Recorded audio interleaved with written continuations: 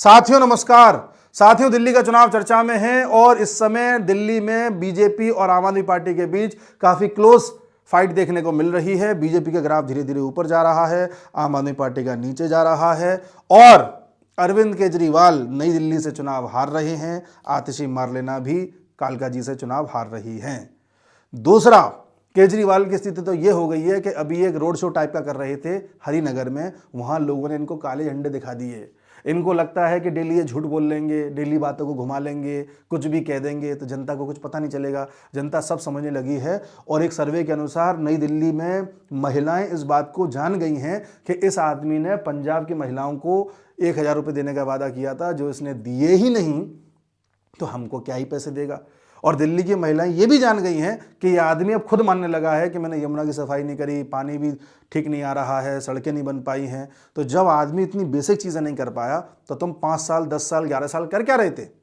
ये एक्सपोज होते जा रहे हैं। जिस तरह से इन्होंने मीडिया को मैनेज किया हुआ है, आप कभी भी कोई वेबसाइट खोल लेना, कोई अखबार उठा लेना, आप अक्सर देखोगे पंजाब सरकार का या दिल्ली सरकार का आपको ऐड देखने को मिलेगा। पूरे दिल्ली में आम आदमी पार्टी के होर्डिंग ज्यादा देखने को मिलेंगे, बाकी चीजों के कम देखने को मिलेंगे। लेकिन होर्डिंग में, एडवर्टाइजमेंट में, सब चीजों में पैसा देने के लिए है इनके पास, लेकिन सड़क बनाने के लिए नहीं है, पानी देने के लिए नहीं है और लोगों की समस्याओं के लिए नहीं है। ये चीज जनता को समझ में आ गई है।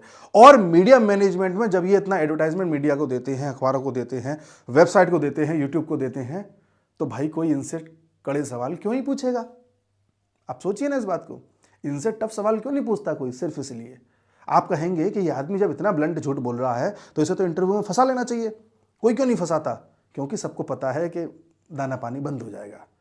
उसी प्रकार से मैंने आपको यह भी बताया था कि इनका एक एजेंट है, ये लाला, ये समय समय पे वीडियोस बनाता है, लंबे समय से बना रहा है, आम आदमी पार्टी में रह चुका है। पहले ऑफिशियल तरीके से था, अब गुपचुप तरीके से आम आदमी पार्टी में ये है। आम आदमी पार्टी के एजेंडा को बढ़ाता है। इसका काम है मोदी की इमेज को गिराना, केजरीवाल की इमेज को चमकाना। उसके लिए इसने एक डॉक्यूमेंट्री बना करके डाली और इस तरह का थंबनेल बनाया है जिससे कि आप इसको क्लिक करने के लिए मजबूर हो जाएंगे। और इस पूरी डॉक्यूमेंट्री में अरविंद केजरीवाल की, आम आदमी पार्टी की गुणगान किए गए हैं और ये दिखाने की कोशिश करी गई है कि मोदी ने कितनी बर्बरता करी है इन लोगों के ऊपर, कितनी यातनाएं ये लोग झेल रहे हैं। ये लड़का एक्सपोज हो चुका है। हाल फिलहाल में शुभंकर मिश्रा ने एक पॉडकास्ट किया था अरविंद केजरीवाल का, जिसमें अरविंद केजरीवाल को ढंग से धो करके रख दिया। ये पहला ऐसा पत्रकार है शुभंकर मिश्रा जिसने सच में वो काम किया जो पत्रकार को करना चाहिए। नॉर्मल तरीके से इंटरव्यू हुआ, लेकिन इतना उलझा लिया केजरीवाल को कि केजरीवाल कभी खांसने लगे, कभी कुछ करने लगे, कभी कुछ करने लगे।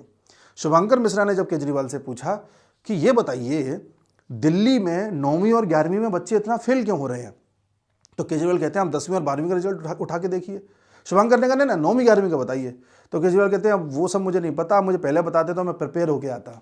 यानी कि इनको पता है कि पॉडकास्ट में जाने के लिए पहले से सवाल इनके पास आ जाते हैं। इनको आदत उसी तरह की है कि पहले इनको सवाल दे दो, उसके हिसाब से ये बता देते हैं कि ये सवाल पूछना, वो मत पूछना, ये करना, वो मत करना। ऐसे कई इंसिडेंट्स आपने देखे हैं, तो इनको लगा यहाँ भी वो चल जाएगा, पर नहीं चला। फिर शुभंकर मिश्रा ने पूछा कि अच्छा ये बताइए केजरीवाल जी कि यमुना पे आप लगभग 7,000 करोड़ के आसपास खर्च कर चुके हैं, लेकिन यमुना साफ नहीं हुई। तो केजरीवाल का कहना था कि नहीं हमने तो कोई पैसा खर्च नहीं किया। और जबकि साथियों 2 साल पहले खबर आई थी, द हिंदू में छपी थी कि लगभग 6,800 करोड़ खर्च किए हैं और न जाने कितने अखबार ऐसे थे जिनमें लगभग 7,000 करोड़ की बात चली थी। पूरी आप मीडिया का कोई भी सेक्शन उठा के देख लीजिए, आपको मिल जाएगा। ये आदमी पलट गया, कहता नहीं ऐसा कुछ नहीं है। तो शुभंकर मिश्रा ने पूछा कि भैया अगर ऐसा नहीं है तो फिर ये बताइए कि ये खबर तो छपी थी, उस खबर का क्या? बोले हमें क्या पता, 7,000 करोड़ का मैं थोड़ी खा गया। तो शुभंकर ने कहा कि अच्छा आप बताइए ना फिर कैसे क्या किया आपने। बोले तुम क्या कहना चाहते हो कि मैं खा गया, वो आप पता लगाओ कहाँ गए। मतलब केजरीवाल बौखला गया कि क्या तुम पूछ रहे हो मेरे से। इस तरह का एटीट्यूड है इनका। इससे पहले एक पॉडकास्ट हुआ था राज शमानी के साथ, आपको पता होगा। उसमें राज साहब क्या कह रहे हैं, सवाल देखिए।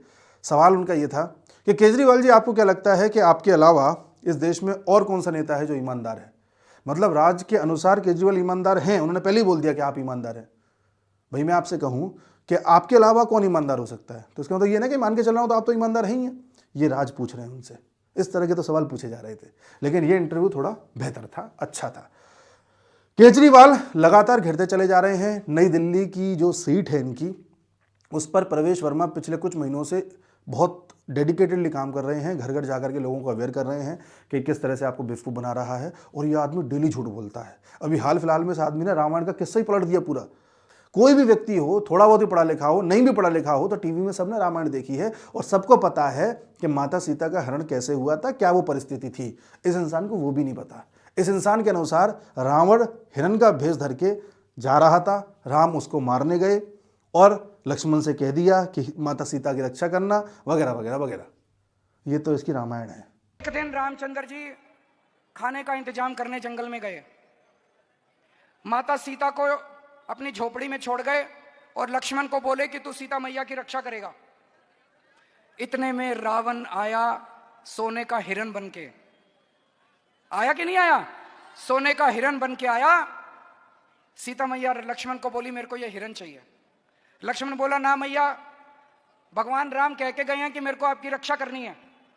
जबकि जो हिरण का रूप लेकर के आया था वो एक राक्षस था, मारीच। उसके पीछे शिकार करने गए थे श्री राम, और रावण साधु का भेज करके आया था। ये सबको पता है, इसको नहीं पता। अच्छा, बाद में अगले दिन आकर के कहता भी है कि भाई मैंने थोड़ा गलत क्या बोल दिया, बीजेपी वाले तो मेरे ऊपर चढ़ रहे हैं, वो रावण को ग्लोरीफाई कर रहे हैं। इसमें ग्लोरीफाई करने की क्या बात है? वो लोग वो जो हिरण बन के आया था वो तो मरीची था, पता नहीं कौन सा नाम ले रहा था, ये मरीची ऋषि थे। इस तरह की तो इसकी ज्ञान है। अब बताइए केजरीवाल कैसे एक्सपोज नहीं होगा? और ये भूल गया कि 2019-20 के समीकरण अलग थे, उस समय कोरोना आया भी नहीं था। उस समय तक लोग सोशल मीडिया में थे पर उतने नहीं थे जितने आज हैं। आज इतना कुछ हो चुका है सोशल मीडिया में, यूट्यूब चैनल्स आ गए हैं, इंस्टाग्राम, सारा कुछ है। आप कुछ भी बोलोगे आप तुरंत पकड़े जाओगे कि आपने पहले ऐसे बोला था, अब ऐसे बोला है। 2015 की बात अलग थी, 13 की बात अलग थी, तब तो सोशल मीडिया ना के बराबर था। 2020 की स्टार्टिंग में जब उसने चुनाव लड़ा था तब भी सोशल मीडिया था पर उतना नहीं था। पर अब तो सोशल मीडिया पे हर चीज़ पकड़ी जाती है भैया आपकी। पर ये आदमी सोचता है कि दिल्ली की जनता बेवकूफ़ है, लास्ट मोमेंट पे आऊँगा, थोड़ी बहुत फ्री की स्कीमों का ऐलान कर दूंगा और अपना जो है काम बन जाएगा, आ जाएंगे सत्ता में, और फिर स्कीम के तहत पैसा देंगे ही नहीं, बोल देंगे मोदी जी पैसे नहीं दे रहे, मैं क्या करूँ, LG काम नहीं करने दे रहा। भैया LG काम नहीं करने दे रहा, मोदी जी काम नहीं करने दे रहे, तो तुम सत्ता में आई क्यों रहे हो यार, जब तुमसे काम हो ही नहीं रहा? तो सवाल ये है ना। इस तरह का इनका पूरा मैनेजमेंट है। तो मैं आपको आज इस वीडियो के माध्यम से दो वीडियोस के बारे में जिक्र करने आया था। एक ये जो सच में एक जेन्युइन वीडियो है, और एक ये जो बताता है कि ये इनकी औकात क्या है। इनके बारे में हम पहले भी वीडियोस बना चुके हैं। मैंने वर्ल्ड अफेयर्स इनसाइट्स पर डेडिकेटेडली वीडियो बनाया है इसी टॉपिक पर, आप देख लेना उसको। और समय समय पर इसकी रील्स बना करके मैं बताता रहता हूँ कि आदमी किस तरह से किसी दूसरी पार्टी के लिए काम कर रहा है और प्रिटेंड ऐसे करता है जैसे बड़ा न्यूट्रल है। और इसकी आधे से ज़्यादा इन्फॉर्मेशन फेक होती हैं, जो ये अडानी के ऊपर, मोदी के ऊपर लेकर के आता है, सब फेक होती हैं। किसी तंत्र का हिस्सा है ये लड़का, समझिए इस बात को। मिलते हैं अगले वीडियो में। नमस्कार।